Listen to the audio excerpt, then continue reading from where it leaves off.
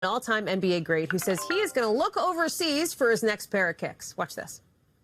The future of Curry brand will be powered by a company truly rooted in sports and innovation.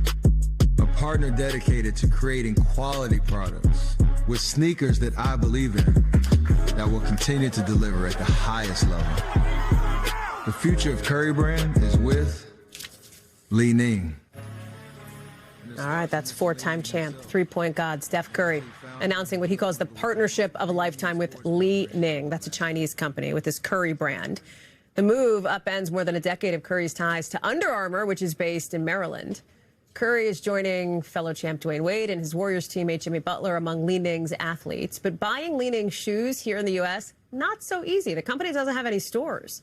The Biden administration actually banned the company from selling in the States over allegations it uses forced labor in North Korea and has alleged ties to Uyghur camps. The company has denied those allegations. Shaquille Brewster joins us now. It kind of reminds you of that, if a tree falls in the woods and nobody hears it, like if Steph Curry's selling a shoe but nobody can buy it, like what does that mean, right? At least here in the U.S.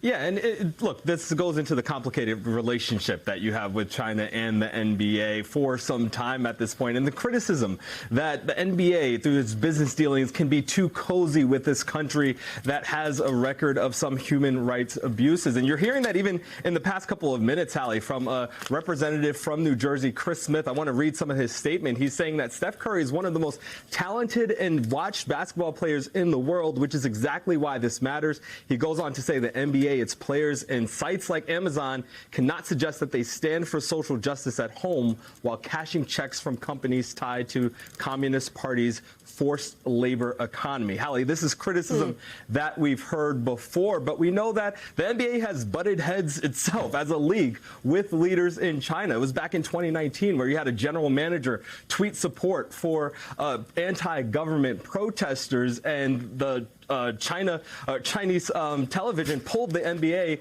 off the airways for fans, costing the league hundreds of millions of dollars. So this is Steph Curry trying to kind of take advantage of a thaw in the relationship right now. He's saying that this can lead to some brick and mortar stores even here in the United States. We know that basketball is popular in China among the Chinese people. This is Steph Curry trying to take advantage of that. And that's important here, Shaq. I feel like you got to pull on that thread because it does feel like a bit of a signal that Steph Curry is saying, hey, maybe the future of the NBA, like generationally, right, over many years, is in fact overseas when you look at how, stars have developed in the world of basketball. Yeah, I mean, look, you know the NBA Finals are starting tomorrow. Are they? Go Knicks. I didn't. I'm in New York today. I hadn't heard about the Knicks, Shaq. Oh my God. Go Knicks! But the biggest obstacle to their championship is a 7'4" phenom from France, Victor Wembanyama. When you look at the players that come from overseas that are stars in this league, you see them on your screen. Giannis Antetokounmpo, you call him the Greek freak. Jokic, Luka Doncic, SGA. These are a lot of international stars. This is a league that thrives internationally. It has a league that it's established across the continent of Africa. It's talking about establishing a league in Europe. This is a league that leans into that international, the international fandom, and sometimes, as in this instance, it can lead to some, as you mentioned, complicated relationships.